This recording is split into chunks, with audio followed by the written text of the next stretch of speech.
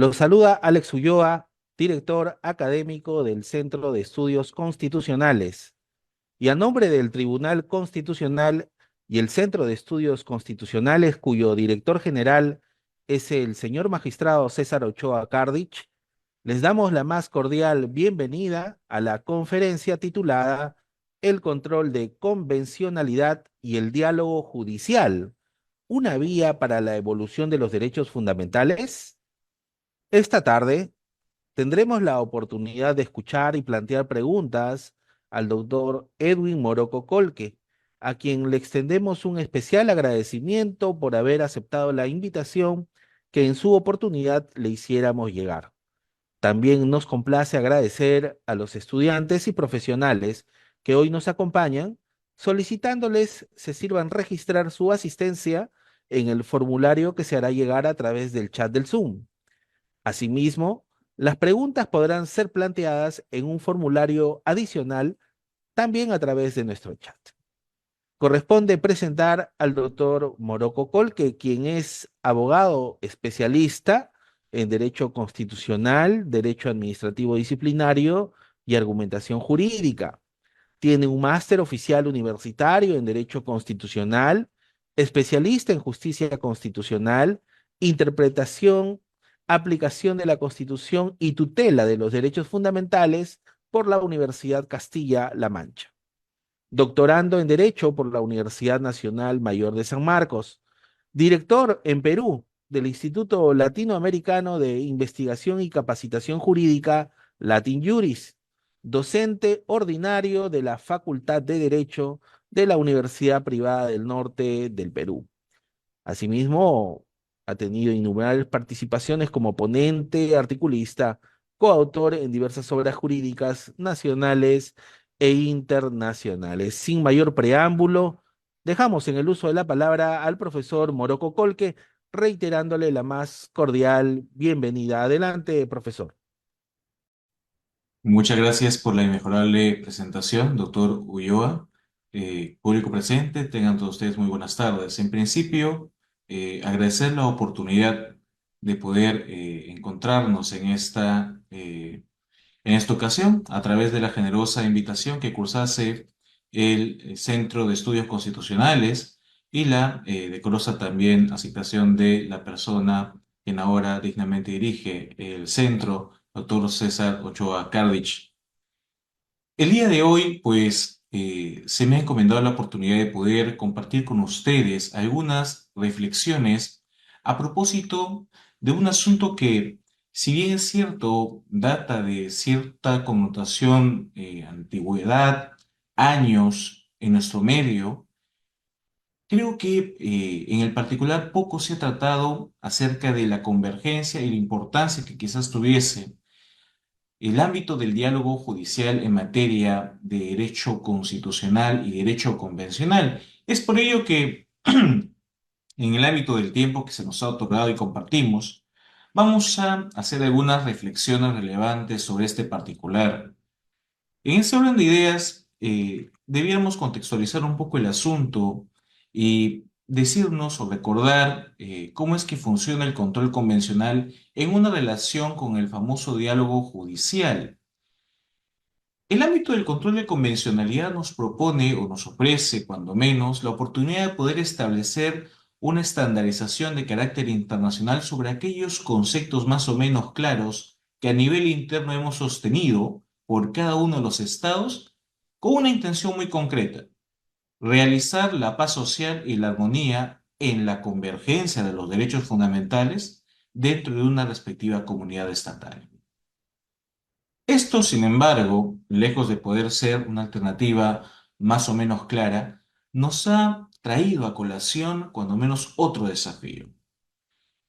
Y es que la puridad de las cosas nos conlleva a entender que no todos los estados, al menos, tenemos una misma percepción de cómo encontrar o juridizar los aspectos no concretos de la vida diaria. Hablemos de los principios, hablemos de los valores, hablemos de la conducta humana per se.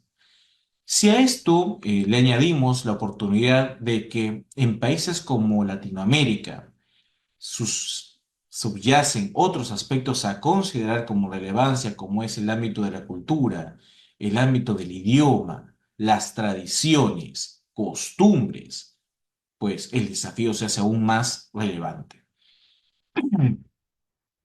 Lo que aporta en ese orden el control de convencionalidad a partir de su artículo primero nos parte por al menos señalar que el derecho internacional debiera converger, o cuando menos imponerse, a aquellos criterios de interpretación interna estatal que pudieran no ser acordes a un ámbito de superávit, o en todo caso un óptimo, en el concepto, aplicación y respeto de algunos derechos fundamentales, otrora derechos humanos, a propósito de los tratados de esta índole.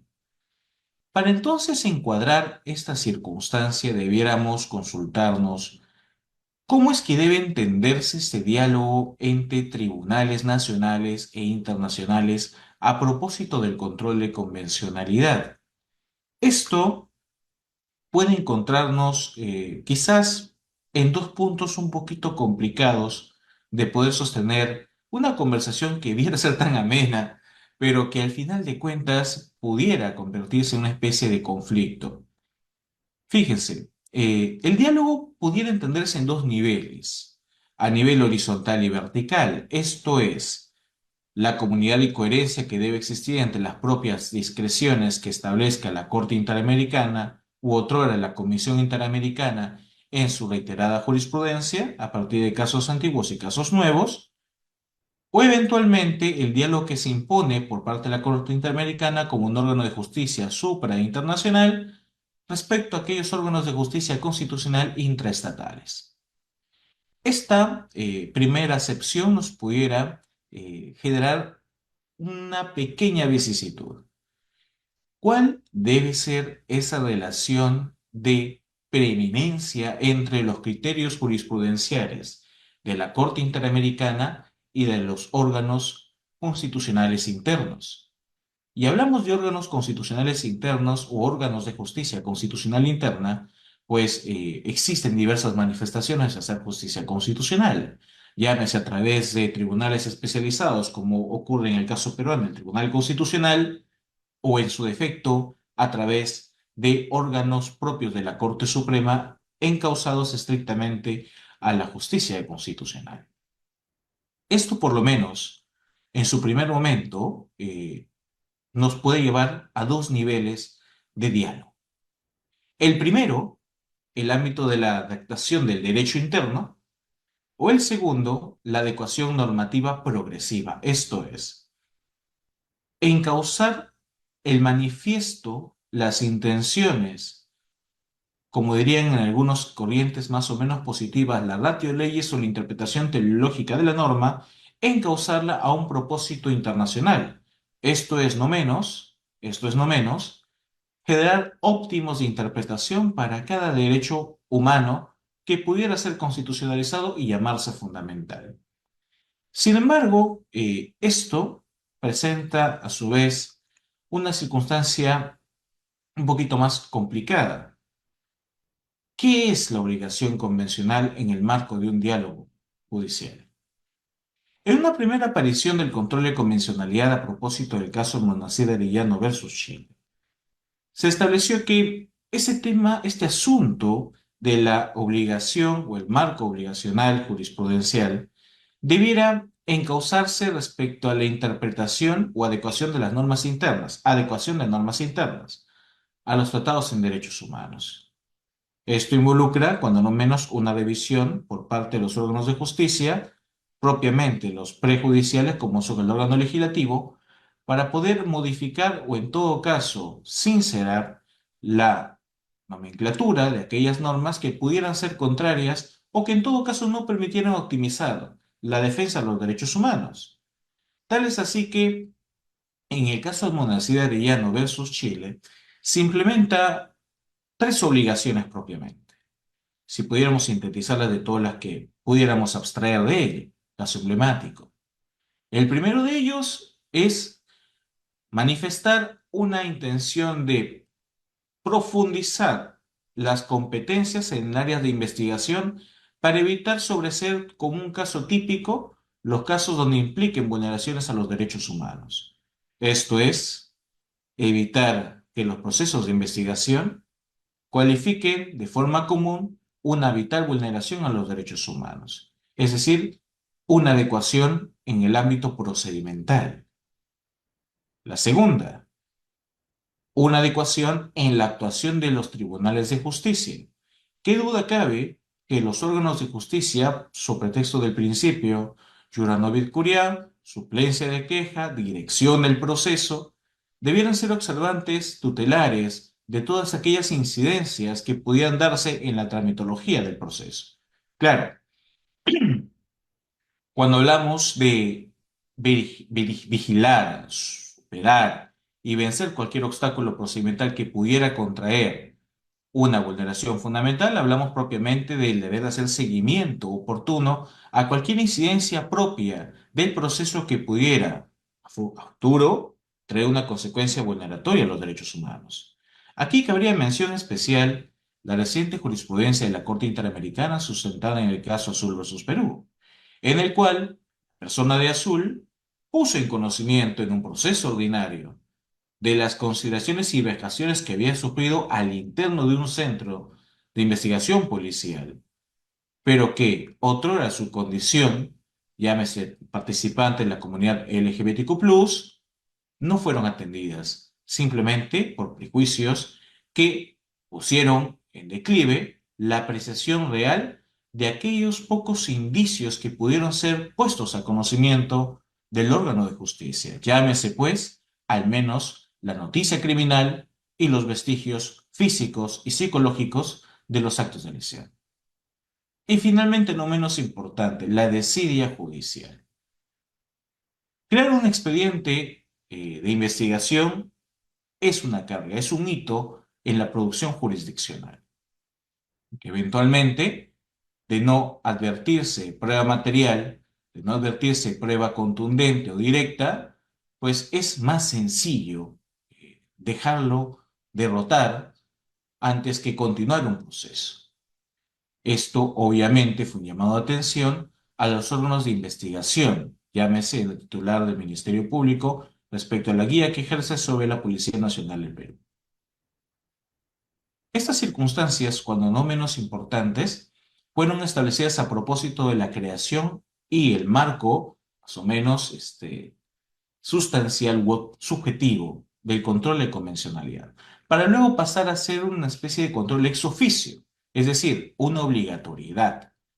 Es decir, no debe ser el control de convencionalidad, no debiera ser planteado a pedido de parte, sino también plantearse como una situación de extrema vigilancia por parte de todos los órganos de justicia, conforme a la jurisprudencia versada en el caso de Villa Pacheco versus México.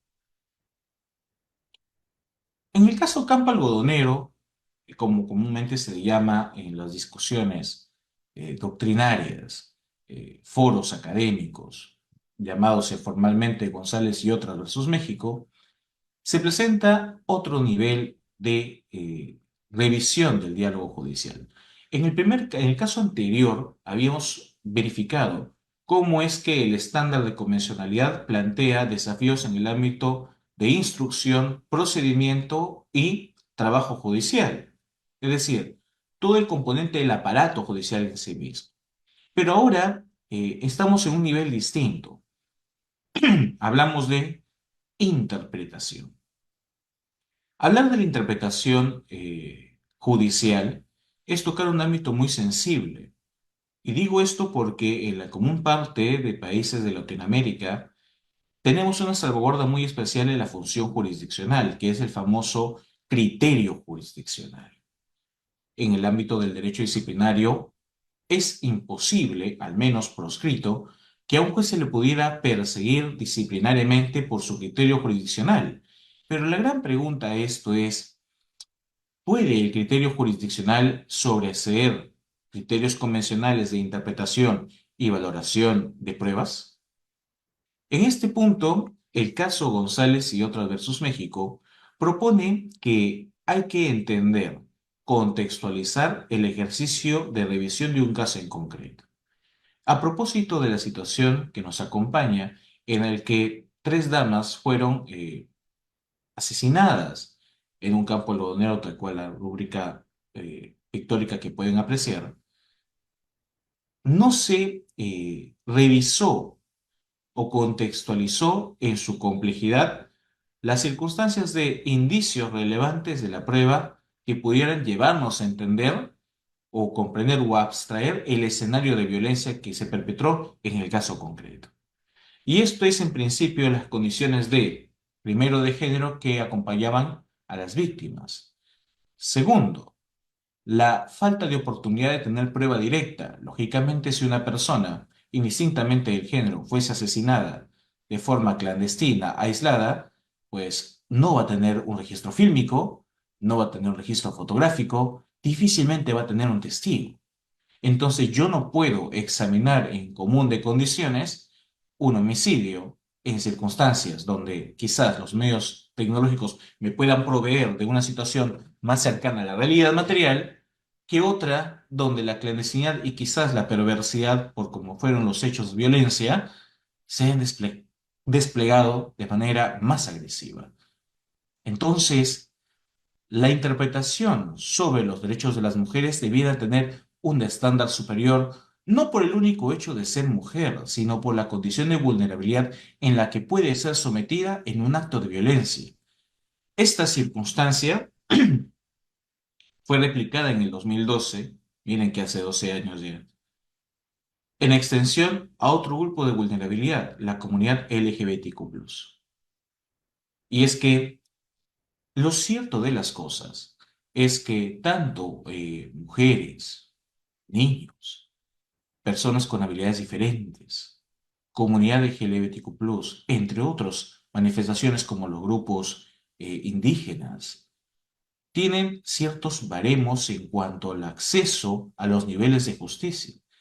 Y es que los prejuicios interpretativos afloran en ese tipo de circunstancias. Tratar de plantear un sentido de equidad, de carga probatoria, de un grupo humano en vulnerabilidad frente a un sistema de justicia que per se tiene como regla estándar las reglas clásicas de la carga probatoria, pues nos va a arrojar como consecuencia que al no tener prueba directa o quizás una prueba indirecta de calidad, tengamos que sobreser muchas causas.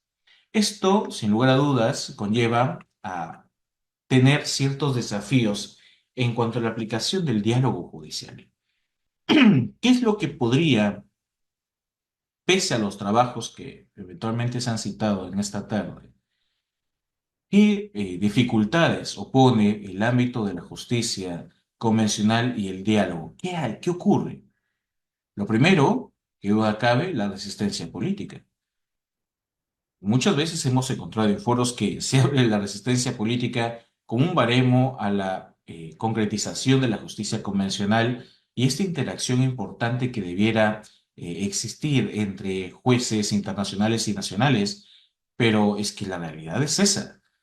Cuando se ha establecido o se promovió el control de convencionalidad y esto vio luz en diversos casos emblemáticos, hemos encontrado que ya sea a través de las propias decisiones de la Corte o eventualmente el acompañamiento de una opinión consultiva, hay cierto nivel de interferencia, cierto nivel de injerencia en la soberanía estatal.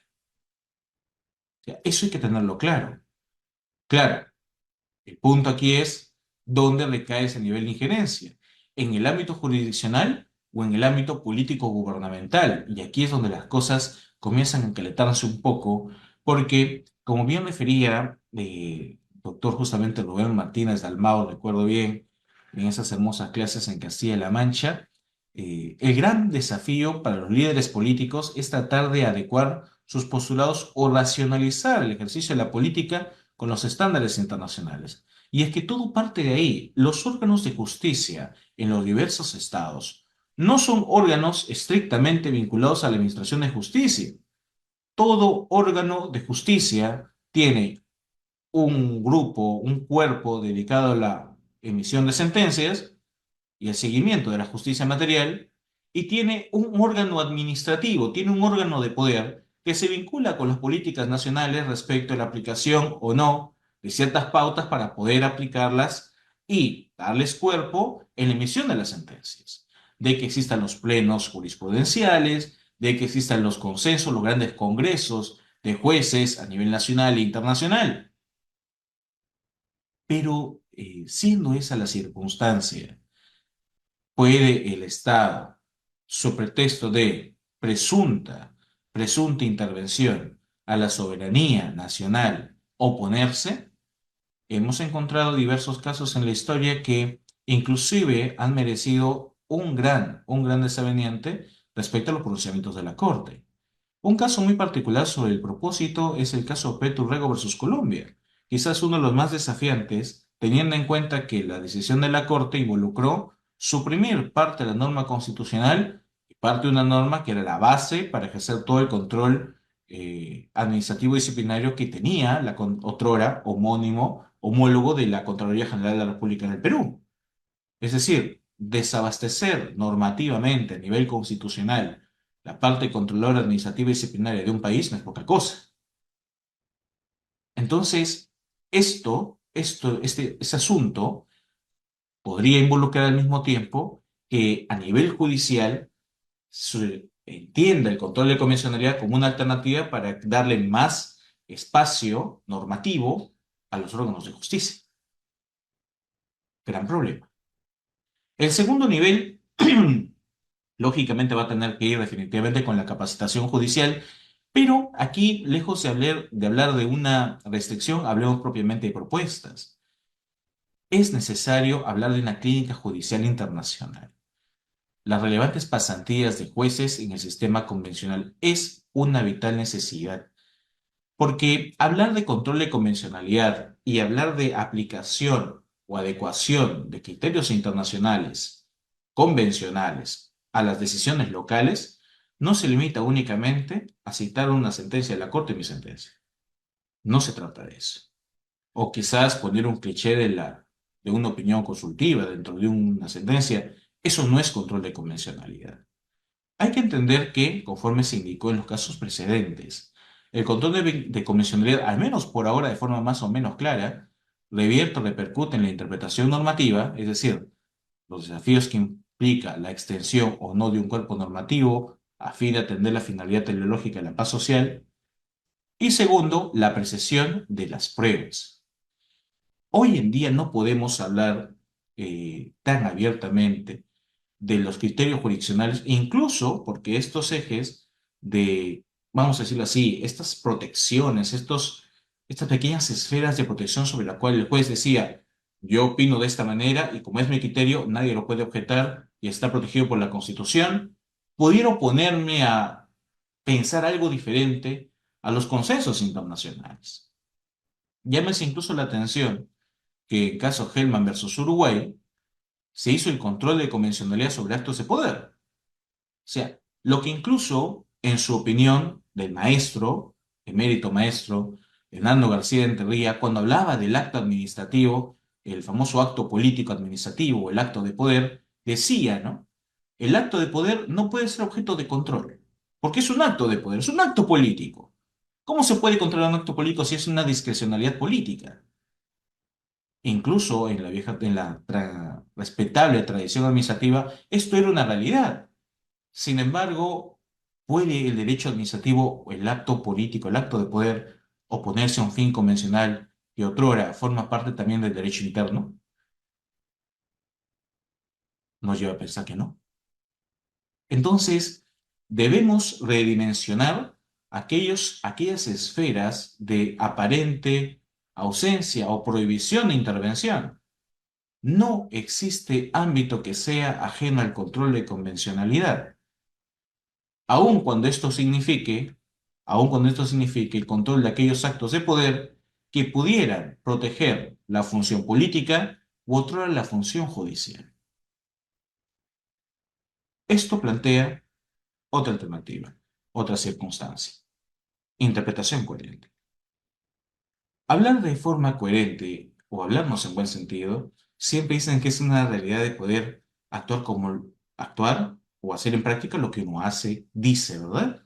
Correspondencia, coherencia. La gran pregunta es, ¿Qué tan coherente es la jurisprudencia a nivel convencional al momento de ser adecuada internamente por los juzgados ordinarios? Más aún, por los juzgados constitucionales. Aquí echa de mano muy importante la famosa función homofiláctica que acaece a los máximos tribunales de justicia de cada estado. ¿Cómo fortalecer este dimensionamiento? Aquí es importante traer a colación los foros internacionales y obviamente con ello las redes judiciales. No es menos lejano la oportunidad para poder nosotros trabajar redes de contacto a nivel jurisdiccional porque en definitiva, la interacción, la promoción de ideas a nivel judicial permite identificar algunos vacíos o quizás algunos puntos de mejora que pudiéramos tener. Y claro, no menos importante, ampliar el camino de la solicitud de opiniones consultivas a la Comisión Interamericana de Derechos Humanos. Esta relación ya no solamente a nivel intraestatal, sino también por el propósito de la ponencia que hoy día nos acompaña, es que se diera más apertura a una comunicación entre distintos jueces nacionales y porque han sido varios jueces que comparten casos similares, preocupaciones similares, ante la Comisión Interamericana de Derechos Humanos. Presentar ese tipo de postulados pudiera ofrecernos mejores directrices y pautas para la debida aplicación del derecho. Pero, como suele ocurrir y suele pasar, esto no siempre va a ser así. La posición más crítica a esta realidad o esta oferta de optimización de las garantías y de los derechos fundamentales tiene obviamente también posturas en contra. No hemos venido a hablar únicamente del buen propósito de esto, pero hay realidades distintas, claro está. Y esto ocurre en el Tribunal Europeo de Derechos Humanos, donde, conforme el Common Vox Populi, el sistema de gobierno es diferente a propósito de la Comunidad Europea. ¿Qué ocurre aquí? Las decisiones del Tribunal Europeo no se aplican o no se ejecutan en la misma circunstancia que las decisiones de la Corte Interamericana. Aquí subyace algo muy particular que se denomina margen de apreciación estatal. Este margen de apreciación estatal propone en líneas muy concretas que cada estado parte de esta comunidad, obviamente en verticalidad respecto al Tribunal Europeo, pueda adecuar o ejecutar las decisiones del tribunal de acuerdo a la propia realidad que acaece a este país integrante. Dicho de otra manera, y debe prevalecer el bloque de constitucionalidad o el bloque de convencionalidad. En una explicación muy concreta, el bloque de constitucionalidad pone al mismo baremo de nivel jerárquico las normas adyacentes a la Constitución, como es la propia norma Carta Magna, los principios generales del derecho, en el caso peruano, los precedentes vinculantes del Tribunal Constitucional, las leyes orgánicas del Poder Judicial, de todas las instituciones públicas, y por sobre todo los tratados en materia de derechos humanos. Al encontrarse en una equidad de postulación normativa, claro es entender que, conforme señala el doctor Rubén Martínez Dalmau, vamos a encontrarnos en situaciones de preponderancia respecto al mejor óptimo concepto de cada derecho fundamental, porque existen aspectos que pudieran ser mejor desarrollados por la Corte Interamericana o quizás a propósito de la regionalidad, algunos criterios o algunos aspectos tuitivos han sido mejor implementados y mejor desarrollados por un Estado. Este juicio de prevalencia no va a ser sino integrarse en un solo criterio magnificente que pudiera optimizar la tutela de los derechos humanos en cada estado sin ningún inconveniente. Pero esta concepción del bloque de constitucionalidad también ofrece otro desafío. El hecho es de que algunos estados impongan la constitución por sobre todo el bloque y con ello adecúen los preceptos de la convencionalidad o de las convenciones internacionales en materia de derechos humanos a los propósitos o fines tuitivos que ha reconocido por historia cada estado como tal. Llámese en términos muy sencillos, poner a la constitución política por encima de los tratados en derechos humanos. Y sobre texto de esta relación de verticalidad, controlar aquellos aspectos que no convergen o no son compatibles o afines con los propósitos constitucionales internos. Esto es someter lo convencional al derecho interno, en términos muy concretos. Es por eso que quizá hoy en día debiéramos plantear un concepto un poco más amplio. Hablemos de control de bloque de convencionalidad, donde encontraremos también a las constituciones de cada estado, porque el propósito finalmente de las pautas de convencionalidad pasan por establecer políticas interpretativas, deliberativas, sustancialmente que sean óptimas para toda la comunidad internacional. Entonces haríamos mal en pensar, vamos a decirlo así, que un Estado soberano pudiera identificar todos los aspectos cognitivos vinculantes respecto a la interpretación o no de los derechos humanos. Fíjense ustedes una situación muy concreta. Con esto vamos un poco reduciendo el tema de la ponencia. El caso de Ricardo Morán, a propósito de sus dos menores hijos sobre los cuales se le pidió, vía pronunciamiento constitucional de nuestro supremo órgano de interpretación, el acceso a la nacionalidad peruana. Hay situaciones tan sencillas en cuanto a ubicación normativa, pero pudieran revestir este nivel de complejidad por una falta de preparación incluso de la convencionalidad en fueros administrativos. Y claro, con ello, la preparación del propio Estado. Fíjense. El artículo 20 del Código Civil es muy concreto al establecer en el último párrafo que, en última instancia, la madre de un menor pudiera adjudicarle sus dos apellidos ante el desconocimiento o ausencia X circunstancias que nos pidieran identificar al padre de los menores.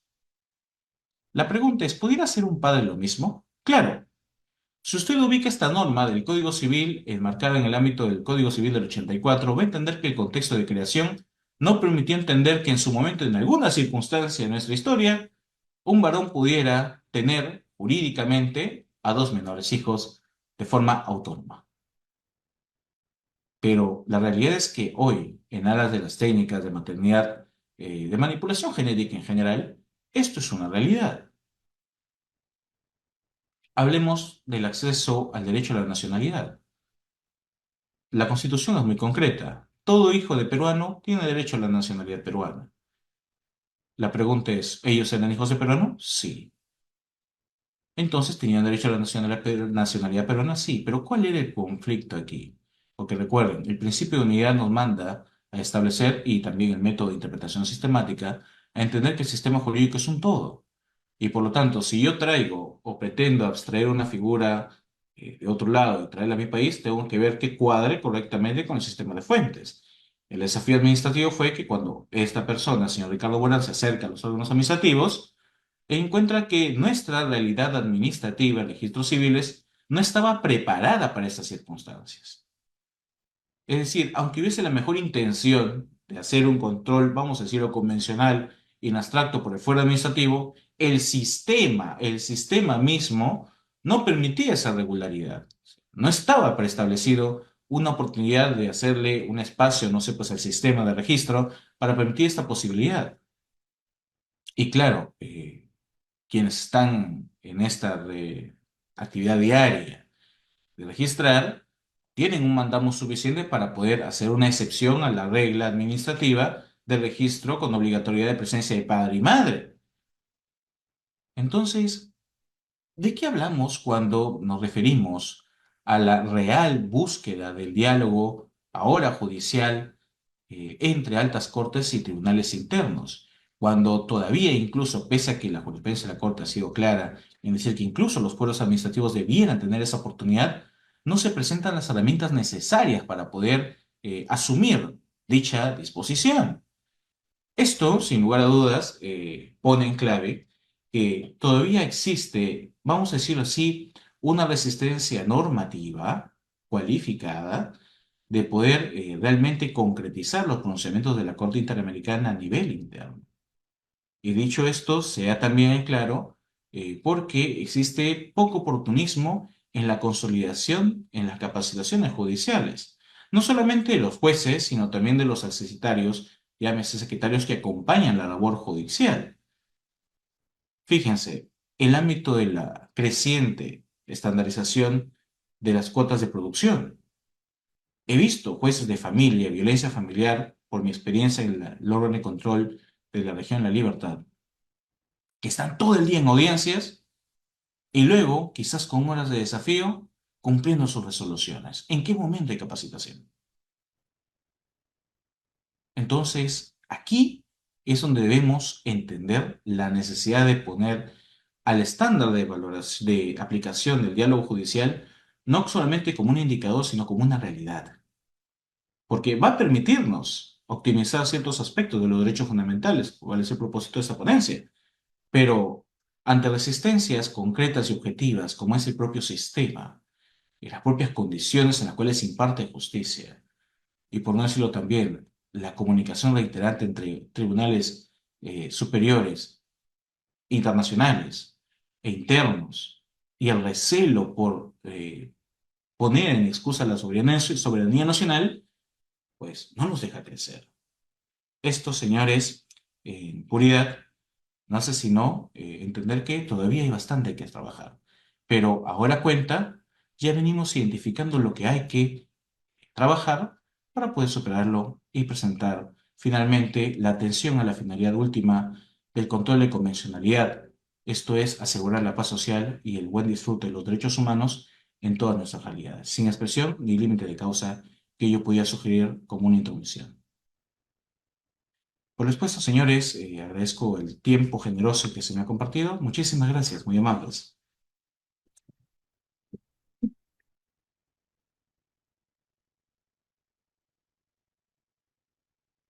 Muchas gracias por su exposición, apreciado doctor. Conforme a lo señalado, pasaremos a la sección de preguntas realizadas por nuestros participantes. Tenemos una primera pregunta de la señora Leonor Meneses Molina. La pregunta es la siguiente: ¿qué pasa si las políticas nacionales intervienen en decisiones judiciales? Muy bien, muchas gracias por la pregunta. Las políticas nacionales corresponden a solamente directrices de aplicación y seguimiento de apreciaciones jurisprudenciales para ser consideradas por los jueces u operadores de justicia en cuanto al ámbito procedimental. Sin embargo, en el caso Hellman versus Uruguay, quizás uno de los principales lineamientos, se ha establecido que no puede imponerse las cuotas administrativas o lineamientos o políticas internas a los criterios de interpretación favorable a las víctimas. Entonces, los jueces pudieran apartarse de estas circunstancias, sobre todo la aplicación de los mecanismos judiciales que se prevé en la discrecionalidad judicial. Claro, en un buen uso de la discrecionalidad judicial. Eh, no puedo eludir un caso emblemático ahorita, por obviamente respetable Tribunal Constitucional, pero sí creo yo que es necesario tocar el caso, por ejemplo, que habíamos comentado hace un momento, el caso Campo Algodonero, ¿no? En el caso Campo Algodonero se fijó por parte de la propia Corte Interamericana criterios de interpretación a modo de política convencional. Entonces, creo yo que en ese sentido, las políticas, primero, no son normas, son directrices y por lo tanto derrotables. En ese orden de ideas, se puede tranquilamente inaplicar a efectos de asegurar una mejor apreciación de los derechos humanos en un caso particular, más aún si de este caso o de los elementos casuísticos pudieran subyacer vulneraciones a los derechos humanos, como el caso Azul versus Perú, por ejemplo.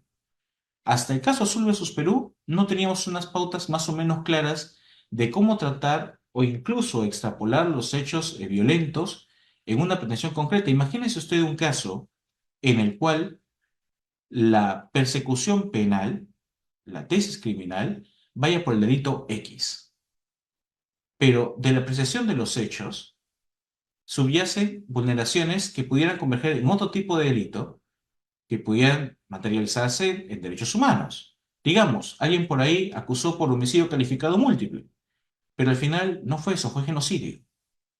Entonces, la discrecionalidad o la valoración judicial, la apreciación del juez, deben causarlo para poder sincerar las verdaderas intenciones que procura una mejor optimización y defensa de los derechos humanos no solamente entendiendo que la justicia debe ser una respuesta netamente formal a propósito del principio de congruencia para responder solamente a lo pedido, sino realmente identificar los verdaderos conflictos y ponerlos a disposición de la justicia para ser atendidos oportunamente.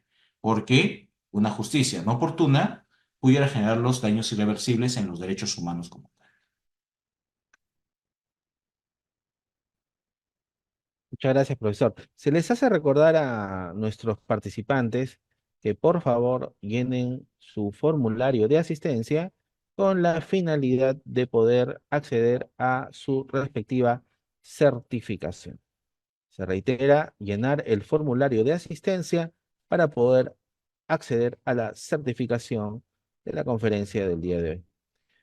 Muy bien, doctor Moroco, una pregunta final del señor José Manuel Romero Pardo.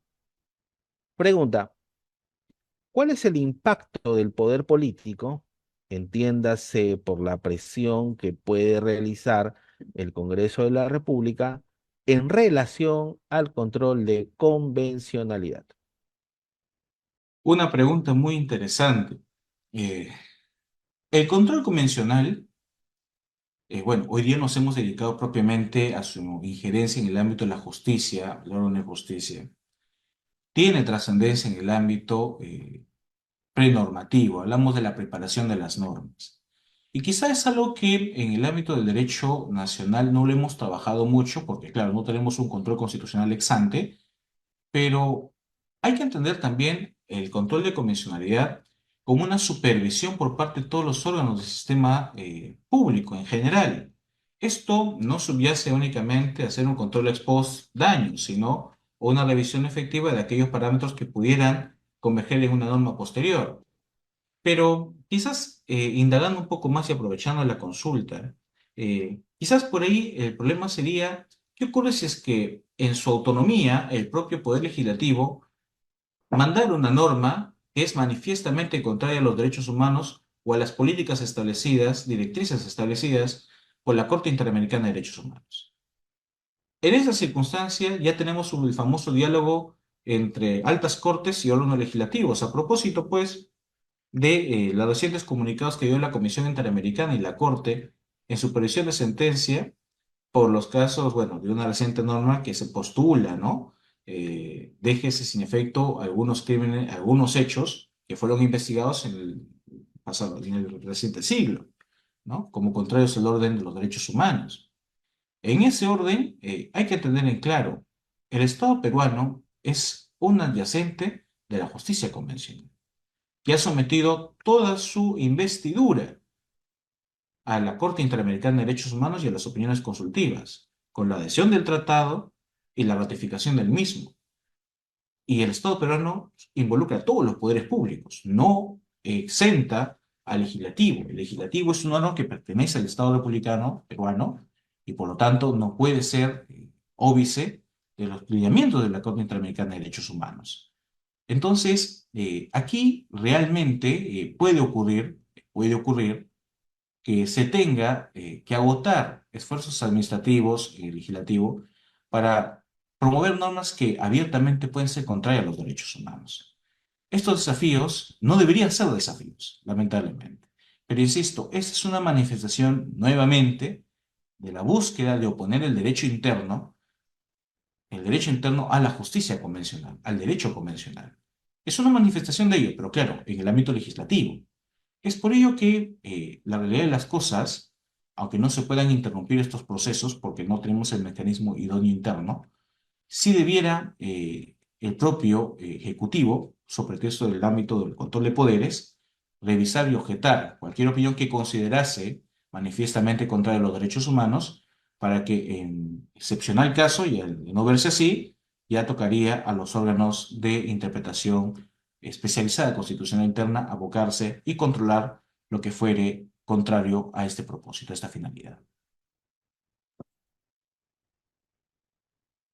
Muchísimas gracias, doctor Moroco, por la atención de la pregunta.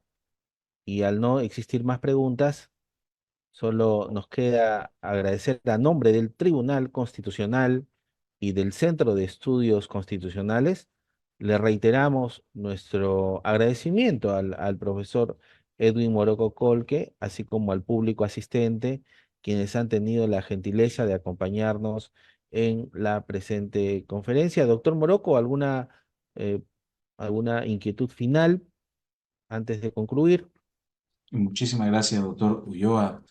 Eh, ¿Qué duda cabe que estos espacios en los cuales podemos compartir unas ideas alimentan la posibilidad de poder retroalimentar aquello que quizá para quienes estamos fueros un poquito más lejanos del centro Lima, pudiéramos encontrarnos mucho más? El diálogo judicial hoy es una oportunidad para traer a colación lo que en definitiva debiera ser la función jurisdiccional en los diversos niveles y expresiones.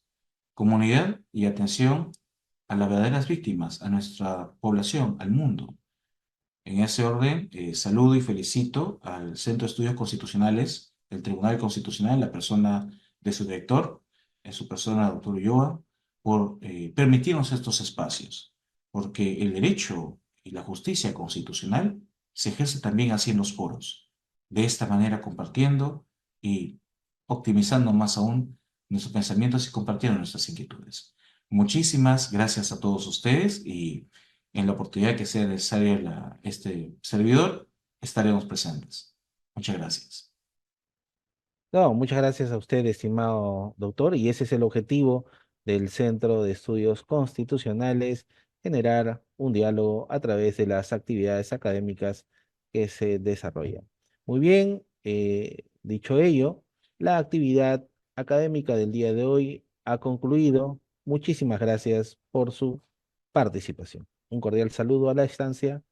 Saludos, nos despedimos. Muchas gracias.